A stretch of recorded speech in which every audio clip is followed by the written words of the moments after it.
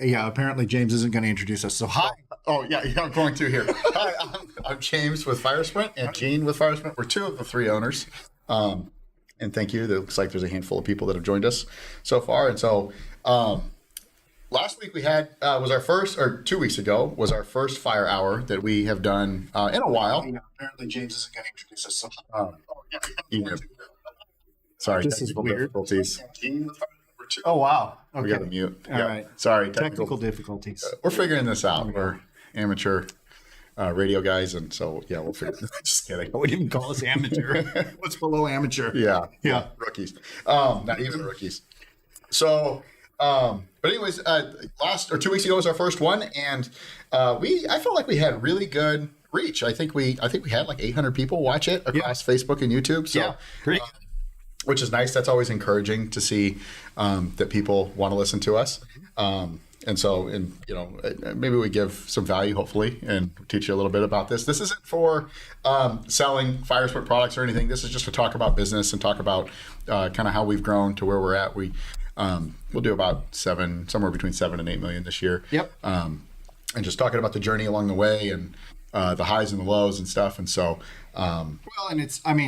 it is capitalism, right? Like we Sure. win when you win, right? And so as you guys grow, we've had really great clients over the years, and we've grown with them. They've grown with us, and so anything we can do to put information out there to help our clients grow, to help the industry grow, we win from that. So yeah, it's not all out of the goodness of our hearts here, but yeah, absolutely, yeah.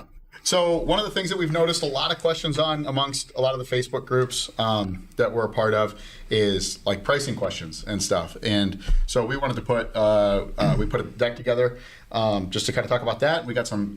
I feel like we have a pretty good idea of how it's. We're looking from the outside in on your business, and then obviously we're looking at our business too and stuff. And so we just want to share our thoughts on pricing and how we've come up with what we've got so far. So. Yeah, pricing is a real challenge, I think, for a lot of folks, and I'm hoping we can answer a bunch of questions on that. And then if you still have questions even after this live stream, you can always email marketing@firesprint.com. We will try and check marketing@firesprint.com before the end of the live stream. So if you send an email there, we won't say who it was or anything like that. So if you want to be on the down low, or you don't want anybody to know that you're asking a question, or maybe you're a little embarrassed to ask the question, we will keep your identity separate there if you want to use that. So just keep that in mind. We'll try and get in there and utilize that before the end of the live stream today. Otherwise, we'll do our best to catch it on the next episode if you send a question there. So please feel free. I say this to the team all the time. I can't stress this enough. The smartest people in the room ask lots of questions. So if we say something and it's like, I don't get it. It doesn't make sense. I don't understand the acronym they used. I don't understand, ask those questions. The smartest people in the room make sure that they understand the whole picture. And so it really is kind of the quiet guy sitting in the back of the room that has no idea what's going on. It's not the person out in front asking a bunch of questions. So please ask. We want to be as helpful as we can. Yep. And just know that marketing@firesprint.com goes to Gene and I. Yeah. And so we're the two that see those emails. And Andrew, but Andrew's on the team here. He's in the room with us. Yep. He's the one running the show here. But anyway, so know that. And then I'm also James at FireSprint and Gene at firesprint.com. Yep. And so if you do want to email us directly, we're here. Yeah. We love those questions. Absolutely. So just to jump into our slide deck here, and obviously please ask questions in the live chat if you can, or either way, like we said. But are we okay? We good? Yeah. I don't know. You want to pull up the slide? Can they see the slide, Andrew? Yeah. They've got it. Not yet. Yeah, that's not live. Oh, that's not live. Okay. Yeah. Go ahead and make it live. Sorry. We'll figure this out one of these years. Okay, so we're sharing on your... No, yours is sharing.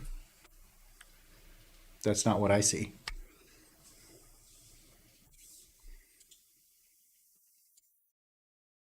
Oh, is it okay? Okay, yeah. There we go. Yeah, okay. All right. So, how to build pricing and maximize your profits is what we're going to talk about. Let me go to the next slide here. Okay. Okay. There we go. So, we... kind of being in the industry for 17 years now, I've kind of come to the conclusion, we've come to the conclusion that there's kind of three ways really to build your pricing. Some of the most common things if you're in the promotional products industry is, just take your supplier pricing and add a profit margin to it, right? Go to firesprint.com or go to, whoever you're working with. And you can use either the letter codes to kind of use that, which there's that. If you're not familiar with that, if you go to our resources page, if you go to our resources page, you'll see a letter code calculator there. But basically, take the prior pricing, add a profit margin to it, take Firesprint's price, double it, triple it, whatever your market bears, and obviously, your perceived value and stuff adds to that. But we'll get into that. The second way is copying your competitors. Right, we've all done it. We've all seen it. We look at some of our biggest competitors in the industry, and we say, "All right, we're gonna, match their pricing because if they know how to do it, we should be able to figure that out as well." Also, if you're locally there and you're just trying to stay competitive amongst your market, you're in a town of 50,000 people or whatever, and you have 10 sign shops that you're competing against. Going across the board, looking at all their pricing, you see that it's pretty even. Copy those guys. Don't like that, but sometimes that's the nature of the game. And then obviously calculating all your costs, building your own pricing. We do have a tool that we'll kind of share with you that Gene spent hours upon hours building. And then the last thing that we're going to talk about is using that calculated cost and then adding your perceived value. And your perceived value can be added to any one of these things, but that's really where you maximize your profit and you show that you're worth your salt in the industry and in business. So jumping into the first one. Pricing based on your suppliers.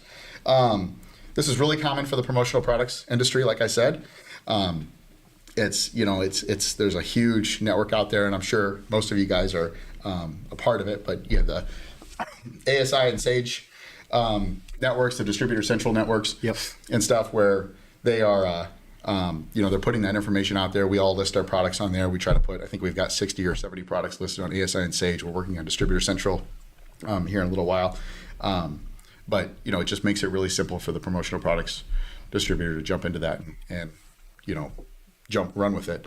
I would say that after seeing a lot of feedback on the promotional products like Facebook groups and stuff and seeing what people are talking about, the questions that they're asking, I constantly am seeing people talk about credit card fees, shipping fees, accessorial fees and stuff like that get added to POs or that get added to orders and stuff after the PO is sent. And everybody's like, what do I do with this? How do I handle this? They kind of throw their arms up and they're questioning it. It's really simple. You take all your costs and you put them in and yeah, that would be our suggestion, is to really try and simplify pricing. I mean, if you look at who the market leaders are in all of these industries, they're doing everything they can. We're doing it, right? We've got free shipping over $49. We're not doing that because the shipping is free. We're doing that to try and make the costs really easy to understand. And so, when one of your customers or one of our clients, a reseller wants to go out and understand what costs are, the simpler you can make it, the less communication you have to have over price, the less likely somebody is to feel that they've been nickeled and dimed. And I know this is a controversial topic, right? Yep. Obviously, there is a case to be made to have a base price, and then you kind of line item out everything, and that's common. People do that. I am not a fan of that. I really am a fan of trying to simplify it, make it as easy as possible, especially in our industry, because, in our business, what we're really trying to do is solve problems for marketing departments. We're trying to solve problems for small business owners. We're trying to solve problems, for busy people who have a lot going on, right? Yep. And so, you want to see somebody who's busy, who has like 50 hats they're wearing. Let's find a small business owner out there. Yeah. And so you're working with these small business owners, trying to make things very easy for them. One of the things you can do is just total up the price. And so I'm a huge fan of doing that. And then, you can always work backwards from there and add accessorial charges if you feel like you absolutely have to cover, different events and things like that. But I'm a huge fan of really trying to simplify pricing. So, turnkey pricing. Make it turn. It's just, it's $10 a sign, whatever you need kind of thing. And we have seen that work time and time again to increase volume. It just makes things really, really simple. So. Yeah. And you see, Amazon, Walmart, they've all made it so simple to, reduce friction. Yeah, reduce friction and just make it simple for these guys for anybody. I mean, to place orders and stuff, and it's just because it's all enclosed. It's hard to explain every little friction point. Yeah. So industry suggested retail pricing. What value can you add if somebody's using MSRP from one of the promotional products? Yeah, and so how do you monetize value or indirect costs? And that's a good, Don Long asked that question. That's a great question. I have no idea. No, really, the value. That's a dumb joke. The value add is, I think, going back to kind of the concept that we have with pricing. You're going to hear us talk about a couple of things a lot throughout all of these live streams. One is specialization. Okay, get really good at something and make everybody know you for that one thing. That is the way that you succeed, I believe, in this industry. Specialize as much as you can. The more you can carve away and the more you can get down to what you do, then you can do those things really, really well. And that allows you to add a ton of value that others can't, right? And so it's when you generalize that you're always trying to figure out how to add value. If you sell 1,000 different products to 1,000 different clients, or customers, figuring out where do I add value for this customer, where do I add value for this customer, where do I add value for this? You can't do it. It's like there's too much. But if we zero in, and let's say you sell promotional products to dentists, I've used that example before, then you can really, the value proposition starts to grow, right? You can really start to understand what they're looking for. You, rather than giving them a catalog of 10,000 products to look through, just show them the squeezy tooths and things like that, right? Just show them the stuff that dentists need. And that added value that you're doing, it's not really a huge cost for you to do that, but to understand your customers. So I suppose with all of my yakking, it really comes down to understanding your customer to provide the most value. The better you can understand them, the better you can do that. And then of course there's, if you're competing against online stores and things like that, there's things that you can do that they can't, face-to-face service, free delivery or local delivery where you're actually hand delivering something rather than just the UPS guy throwing a box on the porch, which they're great, but not very personal.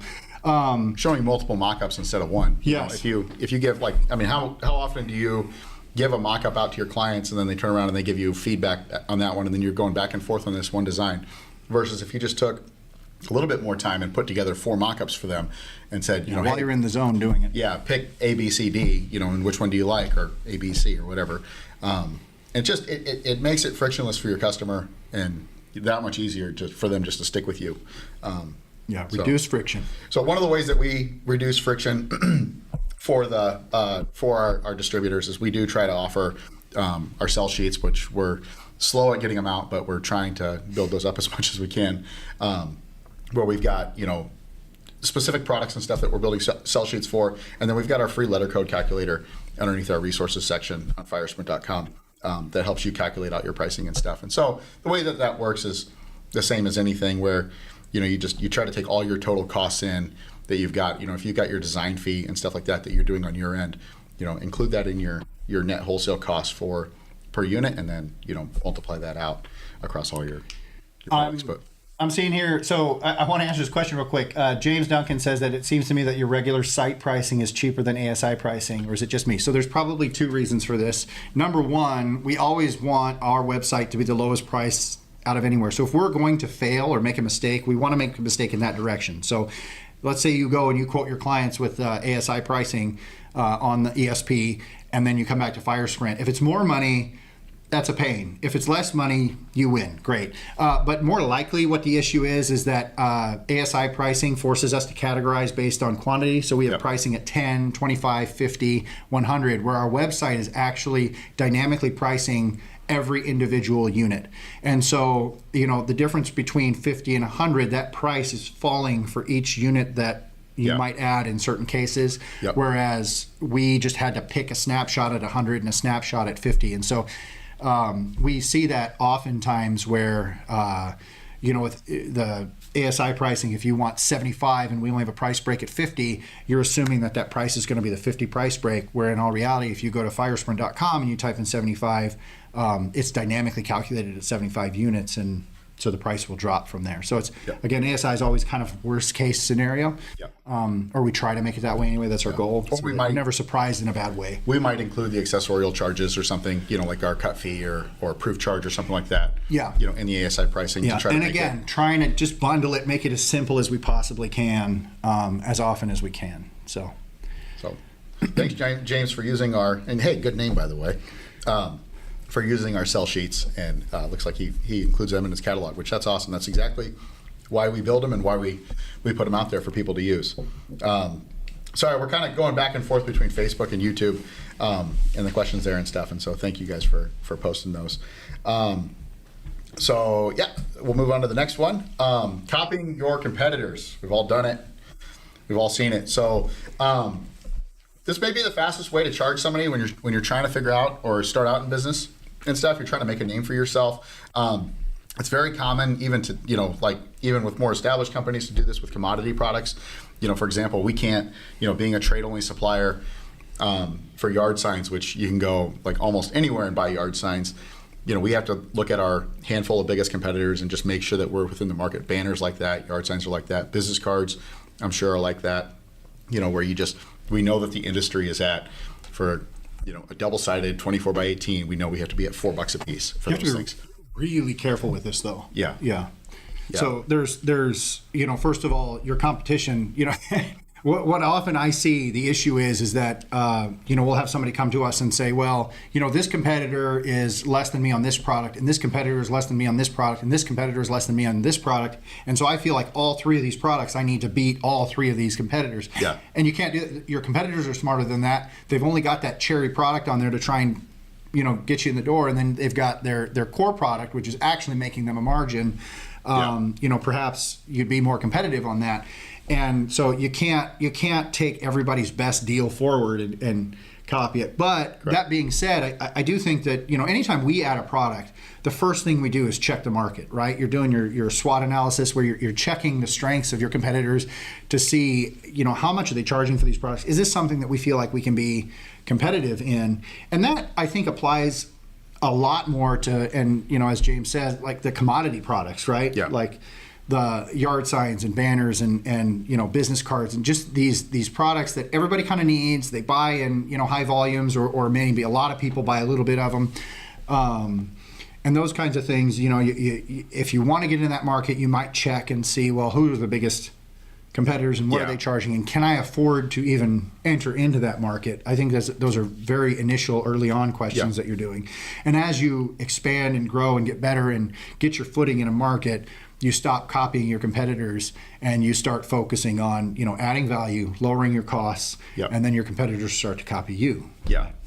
And then, there's also jobs where they're probably more realistic for like a small sign shop or a local sign shop where you need to letter somebody's door and they want store hours on there or something, which is I don't know how common of a product that is or how common of a job that is for most of our clients, but I imagine it is. We did it all the time. Yeah. When we were back in 2008, 2007. If you think about that, and you're driving to a job where you're going to do a whole storefront, and that's a $3,000 job, and then you've got $2.50 worth of white vinyl, and you're printing it, plotting it, and cutting it, and weeding and masking it right, in line with everything else, and you're going to pass by this guy's shop on your way there, that might be a $50 job. But if you have to do that one standalone, it could be, a $250 or a $500 job, but you're competing with somebody else who might be in that same bucket, right? They're probably doing it standalone or they're doing it alone. And so it's just, you don't really realize, how consistent somebody is. They might have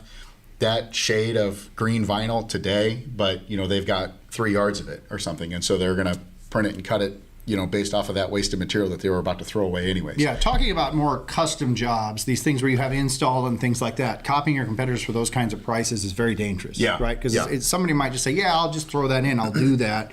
And now you're trying to beat that low price again. So that's why, and that's the general scare anytime you're paying a lot of attention to what your competitors are charging.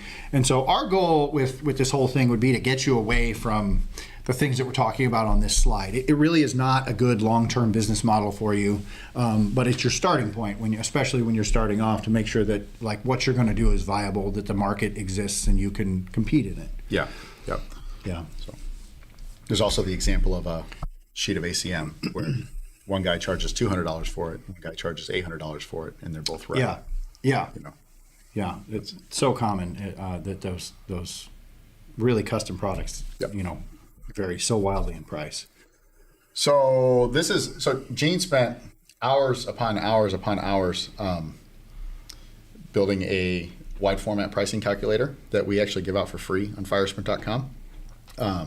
And so this is to kind of help build, understand your costs across the board, understand, everything, and just, building your pricing from scratch. And so, but yeah, anyway, so this is building your costs from scratch I feel like it's part of your secret sauce as a company, right? Understanding how to do that, how to make sure that you're level, because eventually you reach a point to where your competitors aren't bidding everything, back to back to back. You've built trust with your clients, and they're coming to you, they're asking you to do a job, and they just know that you're going to bid them fair across the board, right? Yeah. I would say your secret sauce is what you're going to charge above and beyond your costs. Understanding your costs, it is probably an ingredient in your secret sauce, understanding like how to calculate your costs. That's pretty, in my opinion, it should be fairly cut and dry. Once you kind of establish how you're going to model establishing your costs, your shop rates and things like that, then it really is about, how much margin do we want to charge on top of this? How are we going to promote these products? And then, can we figure out ways to do things faster, right? And so we need to charge for less time on a product to make it overall, lower cost. Yep. Should we navigate away from this slide and go into that a little bit? So here's the, there's actually technically your slide for there. So I've done like an 8 or 9 part video series on the calculator, and you can go to firesprint.com/tools, and we'll put a link down in the description if you're rewatching this or something like that. But you can go download this calculator, and there's an 8-part video on like setting it up. So I'm not going to kind of go through the entire setup of it. Here it is kind of, when you're using it, once you've got everything kind of established.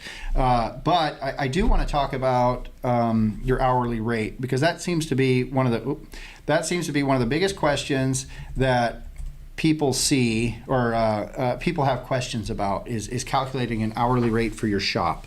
And so the reason why you want to calculate an hourly shop rate is it helps you understand what it costs, what your labor costs are, right? And I'll tell you, here at FireSprint, we have hourly rates for different equipment. We get more complex with it. When we have literally $1 million printer or $250,000 cutter, that has a higher hourly rate than somebody grommeting, for example, because we're trying to incorporate the cost of that printer in there. And the calculator does help you with that a little bit. But if you're a small shop, if you're watching this, and you're kind of thinking this through, I would strongly recommend simplifying it as much as you can and getting down to a single hourly rate for now. And you can start breaking that up and playing with it all you like, but for now you need to get to a single hourly rate. And so I have more than one video explaining how to calculate an hourly rate. We also have more than one calculator to do it. This is the one that we'll show you today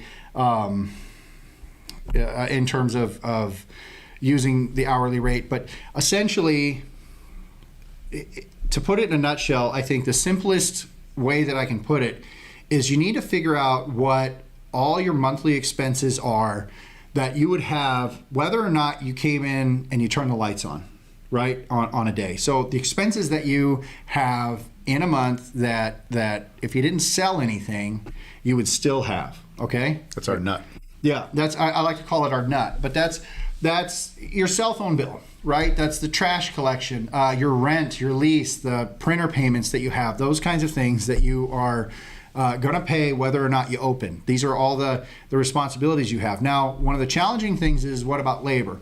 Well, labor you can kind of categorize into 2 categories, but if you have part-time or full-time employees, then and then even yourself as an owner, I assume maybe you'd be an owner watching this, but all that labor needs to, in my opinion, I like to put that labor into a fixed cost, okay? And so if I have a manager, if I've hired a shop manager, right? Mm-hmm. And, I've committed to paying this person $50,000 a year, right? Or let's say $48,000 a year, $4,000 a month. that is in many ways a fixed cost, right? They may clock out and leave if there's no work, but at the end of the day, in order for you to keep good people around, you're going to pay them this rate. And so I like to take basically all of my expenses and divide it out, take them for the year and divide it by 12, and those are your monthly costs. And then we calculate our shop rate on that. Another way to look at that, okay, so I hope that makes sense. Real quick on that. Yeah. When you're talking about labor, we've got 37, right? Yep. 30. So we've got 37 people. And one of the things that Mark, our CFO, he's our third partner, he always I feel like we've always kind of drilled this in, and as a group and stuff, is we always consider that person at 40 hours, regardless, because we're very seasonal. Right, November, December, January, it'd probably be cheaper for us to close the doors than it would be to stay. In a lot of cases, I mean, we have months or orders that come in that are big spikes and stuff, but for the most part, we lose money those months. And so, but we always try to consider the 40 hours for that person, because we know that, and that's part of our sales pitch when we're hiring somebody, because we know that in April, May, we need them to work 55 hours, right, to help keep up with demand and stuff. Right now, we're coming off of our peak, and a lot of our guys are. They're still working pretty 50, busy, but 50, 52 hours a week. And it's important when you're considering all your overhead costs that we're considering that full 40 hours, not just what they're. Yeah, absolutely. And then if you do have somebody that you hire just occasionally, an offsite graphic designer or something, you only hire them when you have a job to do, then I would consider that more of an accessorial charge or something else. I wouldn't consider them as part of without, trying not to offend anybody here, having a graphic designer that you pay like a flat rate to design a graphic, and then like if you don't have any work for a month, you don't talk to them for a month, is not that much different than buying a roll of vinyl, right? They're just accessorial charges that occur only when the transaction or the sale happens. That's different than somebody who you've committed to 40 hours a week to. So anyway, another way to look at this is, if you're really confused by it, try this, okay? Go in and look at 6-12 months worth of your expenses and take out all the material, take out all the ink, and take out any like install charges or anything like that would have been specific to a job. So if you if you hired an installer for a minute just to do one job, or anything like that. So your ink, your material, take those things out of the equation, because you're really only spending money on ink and material when you're selling something, and then take all your other expenses and add those up and figure out a monthly average for all those expenses, okay? And in this case, let's call it $17,683, okay? And so that's the number that we're trying to calculate, we're trying to figure out. This is the number that we have, this is the number that we have to cover in our hourly rate, right? Somehow it needs to be covered, whether or not we sell anything, but that needs to be covered. And now what we're going to do, to put it as simply as possible, you figure out the number of billable hours within that period. So we're talking about a month here, $17,000 some dollars down here. Mm-hmm. And we calculate out how many billable hours we have. Now there's another question that I get. Well, how do I figure out how many billable hours you have? Well, it is a little bit of a guess, but what I like to do, and this is like monthly billable hours that you're calculating, the calculator actually wants you to calculate it, just figure it out by day here. But your billable hours would be things that, again, you're only doing if you sell the job, okay? So bookkeeping, not billable. Sweeping the shop, probably not billable. Customer service, generally not billable. Networking, going out, marketing events, things like that, not billable, okay? But you look at it and you say, okay, I've got an installer. Well, an installer is going to have 7 out of 8 billable hours available per day, or maybe 6 out of 8 billable hours per day, right? Yeah. That when they're working on a job that you've sold. Your shop. So we do it off of press time, right? Yeah. Yeah. So we say that we've got, if we're running 2 shifts on the flatbed, the Durst, then we've got 16 hours of production. Or do we say 16 or 14? I think we say 14 because we have lunches and stuff. There's always an hour between lunchtime and service and stuff like that. And so that printer's got 14 hours of billable time 5 days a week, or right now we're running 3 shifts 7 days a week. But And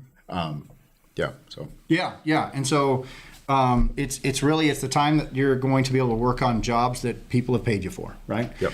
And so what I like to do is I like to take not a minimum, but like a conservative number of billable hours. So as you're, maybe if you've got a 5-person sign shop or something like that, maybe your manager has 5 or 6 billable hours per day, and the other 3 or 2 billable hour, or 2 to 3 hours per day, they're doing more admin tasks. They're, just kind of organizing and scheduling and things like that.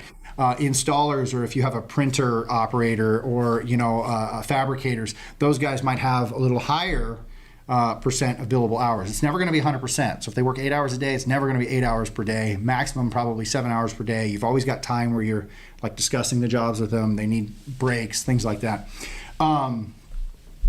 If you're a business owner and you're watching this, you as a business owner, maybe you only have 1 or 2 billable hours, or in my case, I have 0. I have 0. James and I have 0 billable hours per day because we're not out on the production floor, running jobs or anything like that. And so it's always important to calculate, reasonably how many hours do you expect every day that you're open to sell. And you add those all up, and then you can use the calculator. You can use the tool here to basically what we do is we take, in this case, it's 13 billable hours per day, and we multiply that by 20 working days a month, which is just a fair conservative average, and you get 260 billable hours per month.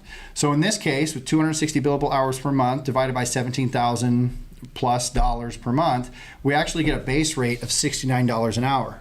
And so that means it's $69 an hour, that's our cost, right? If we actually can sell 13 billable hours a day, and we're running 20 days a month, then we have a cost. We have to clear $69 per hour to cover our base expenses. Yep. Okay, so that means if I sell a job, and this is what I'm trying to get everybody to recognize out there when they're quoting stuff out. If I go and sell a job, let's say I pay my installer $20 an hour and I sell the job at $50 an hour. Well, you might think in the back of your mind, well, I'm making $30 an hour. And, in some cases, if you've already covered your costs, you are making $30 an hour. But if you're still working up to the expected billable hours per day, you're really probably losing $19 an hour at that point, the $50 to $69.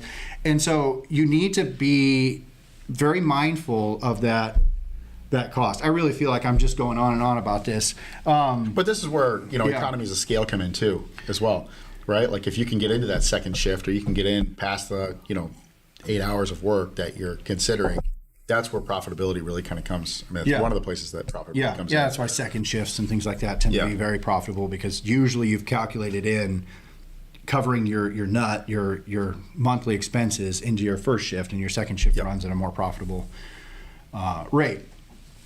And then, of course, we just add a markup to it, so we've got a nice round $89 per hour is what we figured in this scenario for your billable hours. I hope that makes sense. I'm not seeing a ton of comments come in on that, but if that makes sense to you guys, then that's fantastic. But then you take those billable hours. The next step from there in determining pricing is time.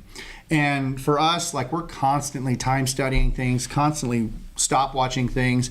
And when you're new, what you're doing is you're guessing, and that's okay. And you go out and you do the job, and then you take notes. And, I estimated this was going to take me 4 hours. It took me 6 hours, Make a note so that next time you can do a better job of either trying to figure out how to get it back down to your 4 hours, or, actually charging for the 6 hours it took you. It's really critical that we're charging for the time things take us, right? Yeah. James said, how would you figure if it's only 2 people in the business and still very small? Our cost isn't very high either, though. What?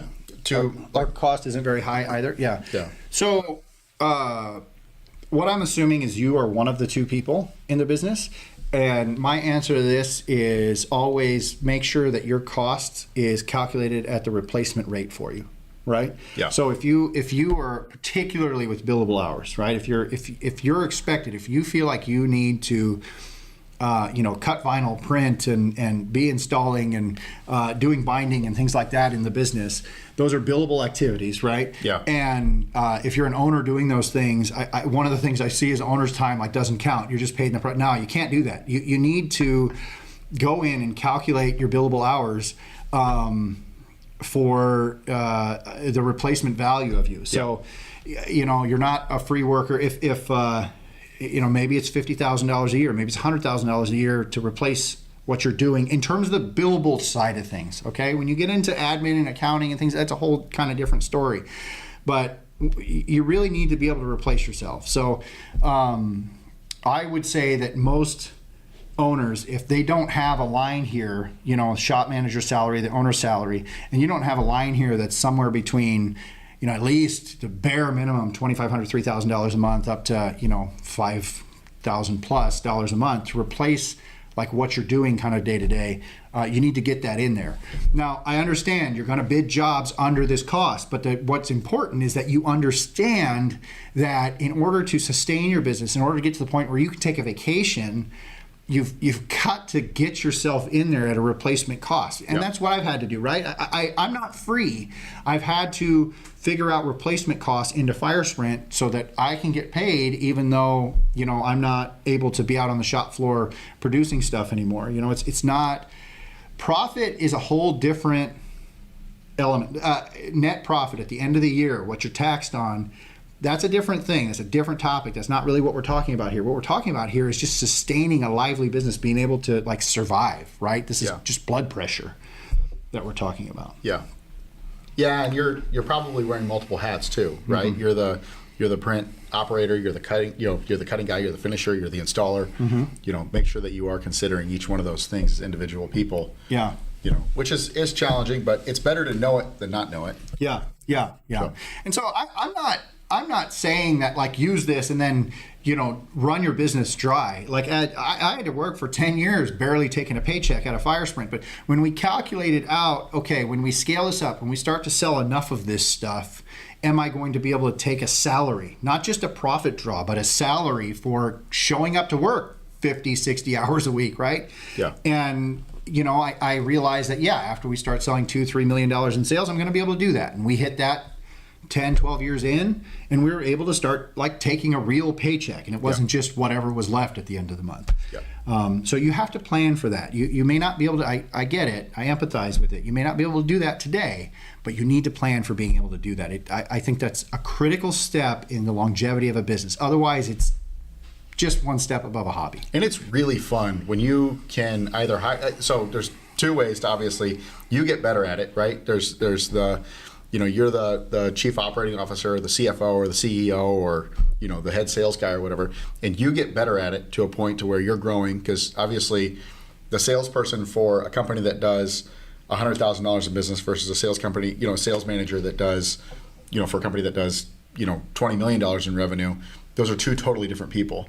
But watching yourself grow as you do that and realizing, you know, I guess it's kind of where I'm trying to go with this, but, and then what's really cool is when you can hire somebody to replace that one position. I think about, you know, our content and stuff used to be Gene and I. Now Andrew's stepping in to do that, right? Customer service used to be, you know, I would lead the customer service team, and, you know, we're constantly, you know, all the little things that we were battling, and then we hired Lisa to step in, and, you know, our customer service team has grown faster than I would have ever thought. They've gotten better than I would have ever thought, and so.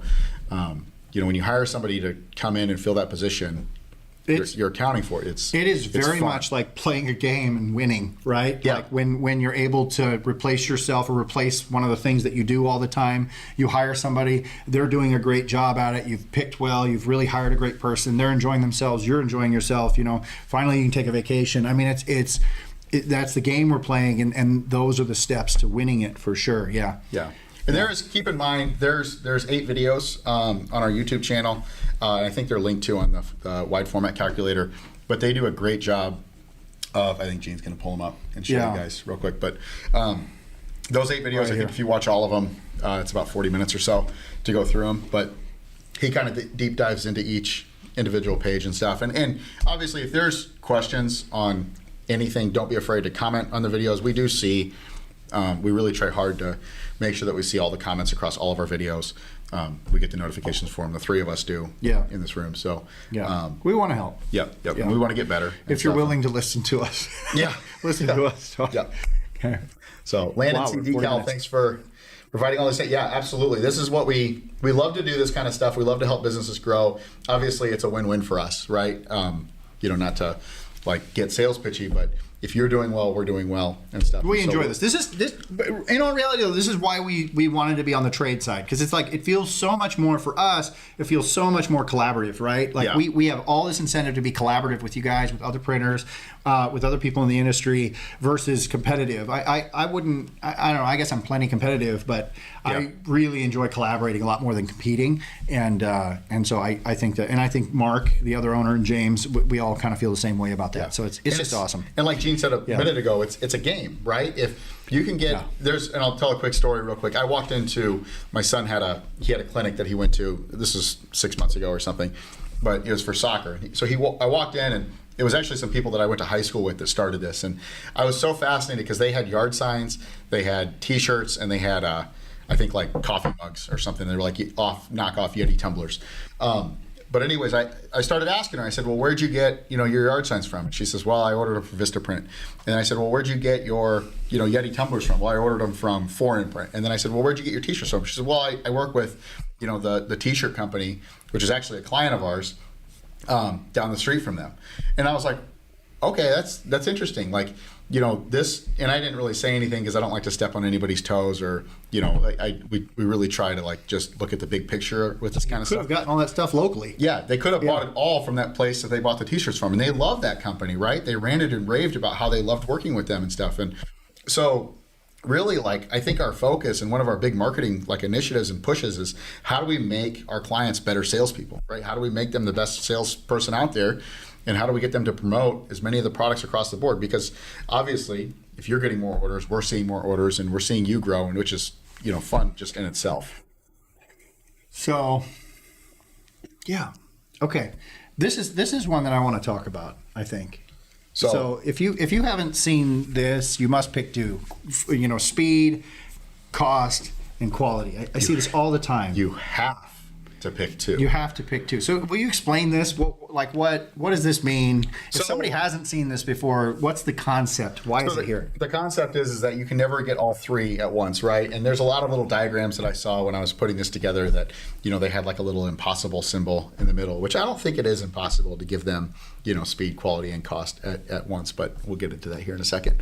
But anyway, so like if it's done quickly, right, then your costs are going to be high, your quality is going to be low, right? Because you're speeding through the job, and so that's the perception that leaves. If you want high quality, your costs are going to be good, but it's going to take a long time, right? It's everybody's seen the picture of the horse. This is the $10 designer. This is the $100 designer. This is the $1,000 designer, right? Where you see like the different levels of quality there, and then obviously the cost. If it's done too quickly, you can't get your cost low. If it's done too high quality, you can't get your cost low. And so there's the notion out there that you have to pick two in business to. And I would say this makes sense on the surface, right? Yeah. I mean, it really is, because generally being done faster at higher quality is more expensive to do, right? Yep. And if you want to lower costs, you've got to chip away at being able to just pump it out quickly, so that might lower quality, or your low cost and high quality does, like, it's hard to do that fast. Yeah. Right. And so I think there's a lot of people who live by this. I think there's probably 10,000 sign shops and print shops in the U.S. with this, like, on the door as you walk in, pick your two as a client walks in. But I disagree with this a little bit. Well, we have the secret sauce that for $349 a week for the next 72 years, we will give the secret sauce to you that tells you how to. No, I'm just kidding. How to do all three. Yeah. Well, here it is. This is how you do all three. You focus, right? Yep. You focus. You bring down what you're doing. You specialize. You get really good at something. If you think about companies, I'm going to throw something out here. You might think it's controversial here, but let's think about like Chipotle or McDonald's, or I like restaurants because we all can kind of understand. We all eat. I would say Chipotle has done this, right? You get really high value. It's low cost for as much protein and the nutritional value of what you're getting. It's very high quality, and it's fast. It's right in front of you, right? They're just chopping it up. They're doing it. But why are they able to do that? Well, they're not. You can't go to Chipotle and order a cheeseburger. You can't go order a filet ready to go for you. You don't get silverware, right? They have really locked down what they offer. If you really look at their menu and the ingredients they have, it's very few. You go into a world-class kitchen, they might have just tons and tons of ingredients available for making all these different dishes. Or let's not talk about Cheesecake Factory, right? And their like Bible of a menu they have and all these options. Chipotle has nailed this. And it's because what they've actually eliminated is something that's unspoken, and that's just all the other stuff. They've really focused on a very specific client, and they've focused on offering them a very specific product. And so when you do that, I think we've done this with yard signs, right? We're very fast, next day production.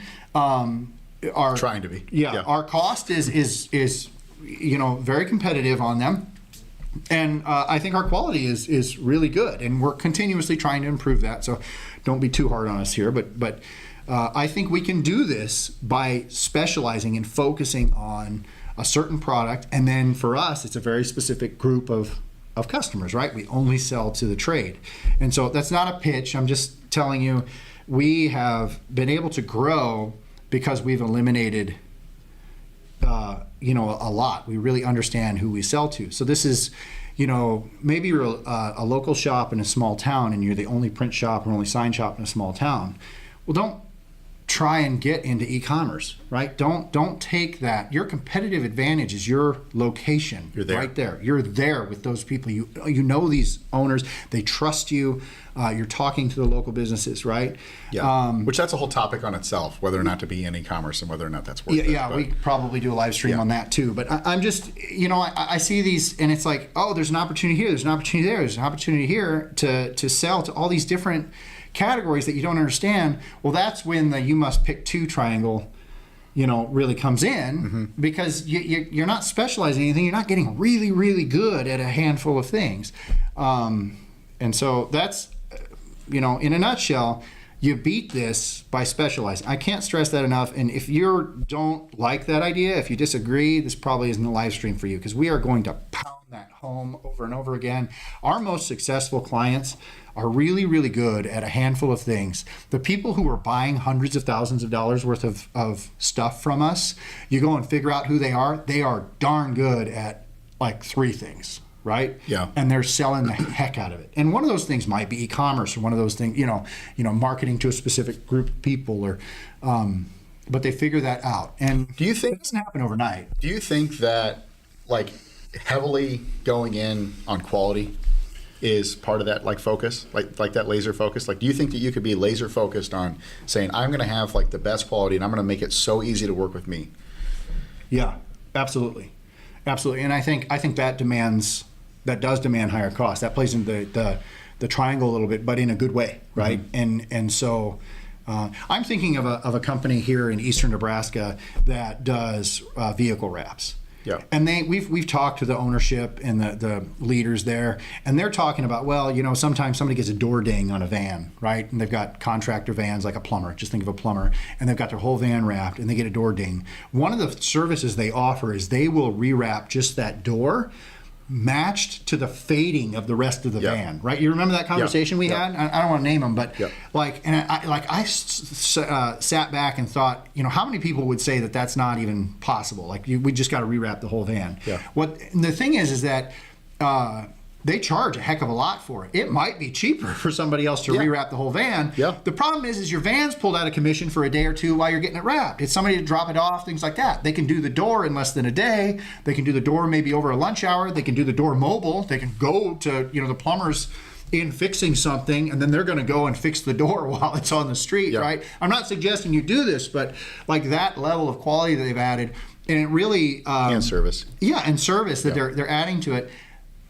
When they charge an extra $1 for a yard sign because the client that they're working with, wants that brand consistency, wants to make sure that things are just handled, nobody balks at it.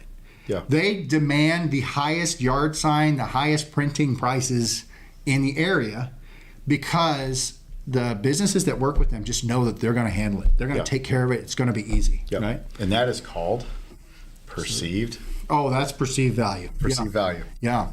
Yeah. Yeah, so they really increasing that value to the clients. That's a story that, I just admire the heck out of those guys. But we've got 10 minutes left. Yeah. And there's another quick one that, it's another sign shop kind of in the area and stuff. And they, their focus is I'm going to make sure that whoever I'm working with just absolutely loves us, right? And it really opens it up, and it allows them to, be that service across the board for their clients. I love Don Long's comments Don. here. He's right. Make the main thing the main thing. Yeah. And that's like, you can't, that's it. Make the main thing the main thing. Like it's so I don't know if this was actually something Warren Buffett said or not, but I've heard this story that Buffett, we love Warren Buffett. He lives right over there. Like 4 miles that way. Yeah, it's a little further away. We're in an industrial park here at Fire Spring. But anyway, he said he had an exercise, and I talked to you about this. I think write down 25 things that are important to you in your business. Right? Write down 25 things that are important to you in your business, and then rank them in order from most important to least important out of these 25. So these are the 25 things you want to accomplish in the next year. Let's say, for example. Ready? Got that done? Okay. Yep. Cross off the bottom 20, maybe the bottom 22. Those need to go on your do not work on list. Okay. Yep. In fact, those aren't even work on later. They need to go to the list of don't even touch these things, because those bottom 22 things are the distractions that are keeping you from, as Don said, keeping the main thing the main thing. Yep. Right? So your top 1, 2, 3 things are really what you need to focus on. It's not Netflix that's going to drive you in the wrong direction in your business. It's not being lazy that's going to drive you in the wrong direction. As an entrepreneur, entrepreneurs are not lazy by nature. It is the bottom, the other 20 things that you're like, well, I kind of want to do that, and we're going to get to those someday. Yeah. Those are the things that are distracting you from doing what's really important. Yeah. Oh, and that's the death of my day a lot of times. Me too. Yeah. Me too. Every time it's like, oh, this is cool. Let me check this out. And it's like, nah, I got to come back. I can't tell you how many businesses that I've been thinking about that I shut down. It's because I need to just focus on FireSprint. Yeah. Right? Yep. Oh. So talking about profitability, and it's just a simple 3-step process. That's not that hard to do. You have to lower your costs, you have to increase your value, and you have to maximize your profits. That's it. That's all you got to do. No, I'm just kidding. That's it. It is it. It is it. But hopefully some of the content in our slide deck here has helped you. We can go into anything in a lot more detail. Obviously, we sat and talked about an hour through all of these things. So we just don't shut up. But lowering your costs. Let's talk about these things real quick. How do you lower your costs? I mean, what does that look like? Like, the obvious thing is to attack your vendors. Like if you're buying a laminate core or something like that, you just go right into them and say, hey, we need to save 10 cents specifically laminate core and square foot. Yeah. I'm just kidding. It's not just vendors. I mean, like, you can attack your vendors all day long and stuff, and eventually you might save a few percentage points. But most people are buying a sheet of Coro between X and X, and so, or a sheet of ACM between X and X, and so it's like that's there. But the big thing is lower your costs by reducing waste. Yeah. If you track if you're doing the same repetitive step over and over and over again, and this is something that we've pushed on really hard in the past, and we're starting to push on even more now.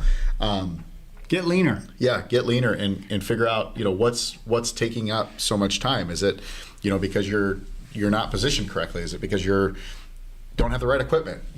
Yeah.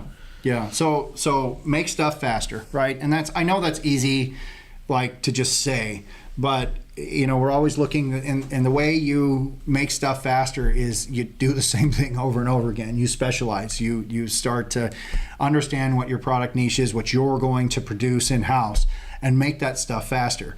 And really focus on that, because then when you have that hourly shop rate, you can output more in an hour. You can drive that cost down in that way. Waste in sales is if you're chasing every single job out there and you're trying to just get, which is hard when you're first starting out, or you're a small company, you're trying to do anything and everything for everybody, and so it's challenging to do that. But one of the things that can really bog down, like my day being in sales and marketing is, if you get a client that sends you a spreadsheet with 50 lines of all the different products and stuff that they need for this big store rollout or something, that could take hours to put together, right? Yeah. Bidding the signage for a hotel, right, could take hours to put that kind of stuff together. Yeah. And So it's way easier to just say, it looks like about $400. Throw it out. Yeah. So you could do that, or if that's your niche, then do it. Jump into that, lay into that. That's your service, right? Be the guy that these contractors call for you that. Or, if your niche is the $500 order, the $200 order or something, if your niche is e-commerce, lay into that. Figure out what you want to focus on as a company and make that your core.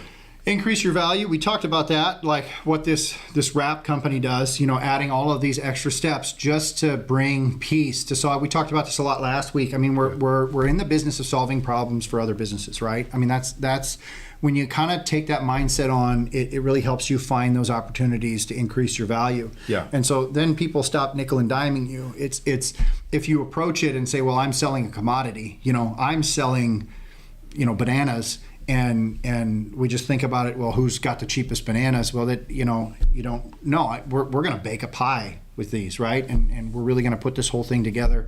But adding those services, even services that you charge for, we're not talking about like giving all this stuff away for free, right? Like when we talked about the wrap company color matching a door. I mean, I probably charged $300 to do that, but nobody else offers that, and so. They handle it, they deal with it, they make sure that they've solved that problem. So it really is, the more problems you can solve and the greater the scale of the problems that you can solve for people, the higher your value is, right? I mean, yeah, and that's one of the things. When we were first starting out, we didn't really know how to like run our screen equipment and stuff, but we had a sales guy that would come in here every day.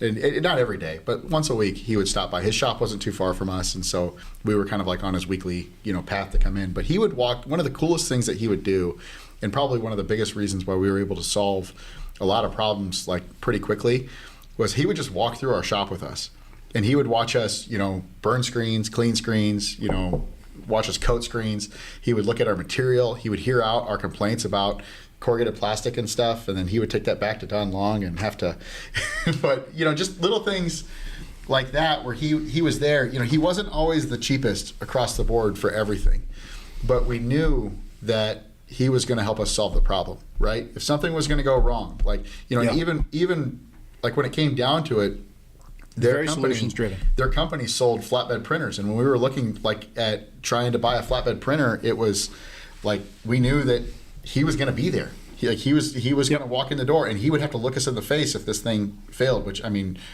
granted, we like had all sorts of issues and stuff with it, but he was there though the entire time. Never lost trust. Yeah, and so he specialized in that added value for his company, which brought in extra profit. Well, he taught us how to clean screens. Like it wasn't a matter of just selling us the chemicals, but he came in and taught us how to do it. Yeah. And so when we didn't know how to do it, he showed us. He actually cleaned one of the first screens we'd ever cleaned. He did it. Yeah. And that level of value that he added, it built a lifelong relationship. Yeah. And imagine if you owned, or if you were working with a chain of grocery stores or a chain of gas stations or something, or even a manufacturing plant. If you took some time to go in with your client and see and walk in and just see what they're doing, see their processes and stuff, that added value is just so much more. So, but cool. So and then step 3, maximize your profits. That's all just a byproduct of this. Easy, simple 1, 2, 3. So we are coming up on. We got a couple minutes left. Yeah. If anybody's got any additional questions and stuff. Looks like we did have. I don't know if Martin is on here, but he was asking about the shop rate, and I hope I clarified that. If not, I'm happy to write something out, or also too, one of those things, you send an email to marketing@firesprint.com. If any of you guys want to have a small group chat or a one-on-one chat where it's back and forth, we'll do a Zoom call or something like that. James and I will jump on something like that to help answer questions. We're happy to do that. A little more interactive, and we can do that in private, and again, no cost or anything like that, in private, or even record it, and if it can help other people too. A lot of our ideas for content and like this wide format calculator, what stemmed you to build this. Yeah, it's just I just see the question pop up over and over again. How do I price this stuff out? How do I price this stuff out? And so it really, it's like, well, people need to understand their costs, and so, I built it with that in mind. Yeah. Yeah. Yep. So which is a cool project. A lot of people. I think a lot of people are getting. It's been getting a lot of traction. I think we've had over 2,000 downloads. Yeah. Yeah. Yeah. Which is awesome. So yeah. Cool. But well, thank you guys all for joining us, and we'll be back in Halloween for 2 weeks for a spooky FireHour. We're not that scary. No. We'll be talking about production, kind of diving into our kind of production processes and stuff. But we're still working through kind of what we'll talk about. But if you guys have Measuring anything, KPIs, things like that. yeah. So and that's something big that we've got, kind of stewing in our shop right now. Our operations manager is really kind of working through that, and so as a team, we've been talking a lot about it. So I just feel like it'd be good to share our progress so far, and obviously we learn from you guys as well. So. But thank you all for joining, and it was great chatting with you. Thank you.